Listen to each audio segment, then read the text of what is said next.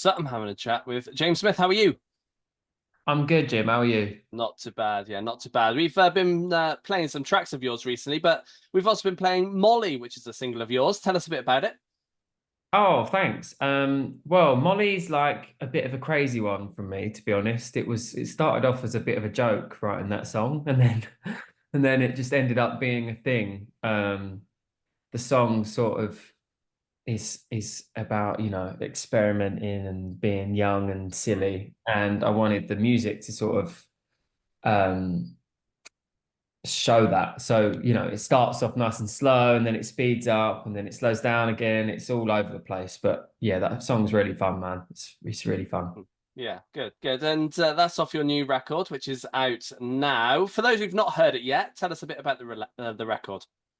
Yeah, so it's called Common People. It's my first album. And I'm like so proud of it because it's something I've been working on for like the last couple years actually. And I produced it all myself. It's been put out independently. I've not been with a big label or nothing. And it just takes a lot of work to do an album. Mm. And I've never really had the right time to do it, but now felt perfect because I'm super confident in it. And um, the record just basically talks about me as like, in my early 20s, growing up in London and, you know, being around posh people and things like that.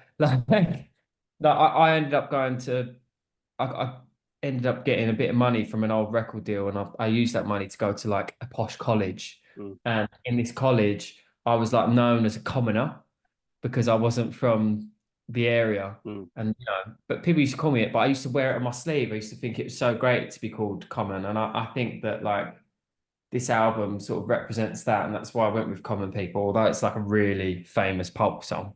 Yeah. Uh, I just love the name and like yeah, I just thought go for it with the Yeah. album. Why not? Why not indeed? And the sound that you created with this record, was it the sound you wanted to make, or is it simply how it turned out in the studio?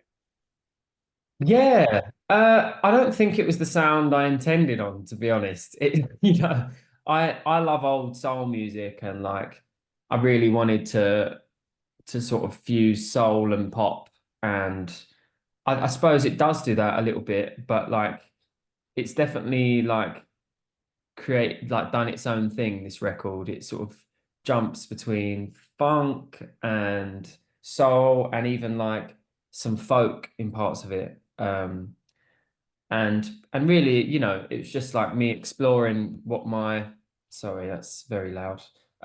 It's just me exploring what my sound is, and uh yeah, it's cool. Yeah, yeah, and I'm sure you wrote more than what made it onto this record. What happens to those now? Do you consider them again for next time, or are you going to bin them off and start again?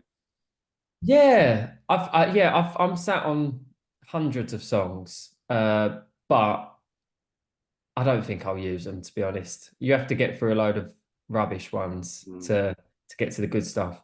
I'm sure they've got a home somewhere, but I think once now this is out, I'm just like in a really new headspace, and I'm a lot older than I was Mm. when I first started that record, so I feel totally different, and I've got new things to talk about. So. Is there things you want to try next time? Yeah, yeah, definitely. Like I know that the next album I want to do it like totally like a live thing because this record that I recorded was like all the basics were recorded live with the band, and that was the funnest part. It was the Mm. hard part was like doing all the vocal takes and all that stuff and trying to get it perfect. Whereas I think for the next thing, I just want to give up being perfect and just like go old school with it, Mm. maybe do it all to tape, that sort of thing. Nice. Yeah, that sounds good to me. And people want to see you doing some live stuff. What's your plan for doing some shows? Yeah, I've got a show coming up in London in September, which tickets are available now actually. And I'll be touring at the end of the year and the start of next year as well. Hmm.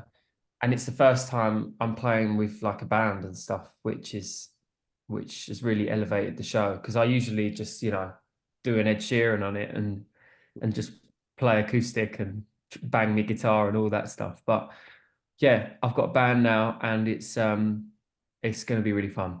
Is there lots of logistics you need to work out then if it's going to be with a band for the first time?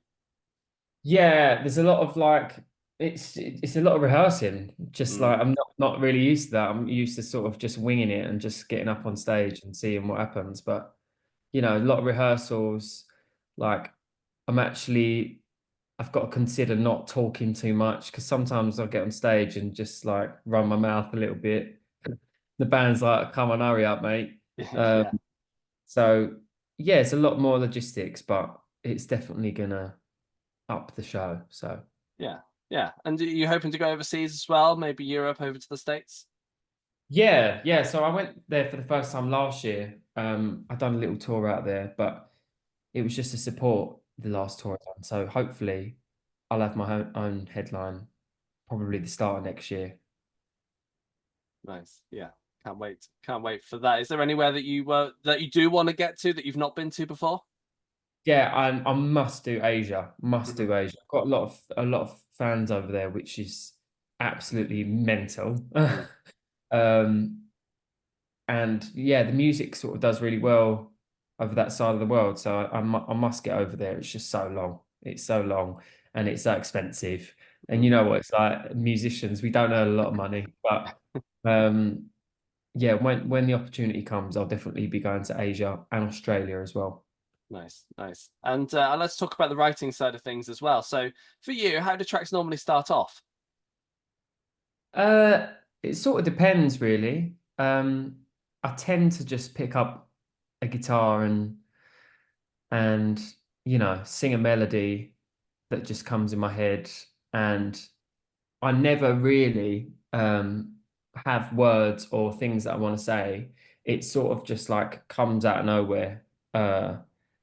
And I might mouth a lyric that like the vowel sounds really nice on this particular melody or whatever. So then I'm looking for the phrase that I want to say that fits within the vowel sounds and things like that. So it sounds really complicated, but it's really not. It's just like me just jamming around on the guitar.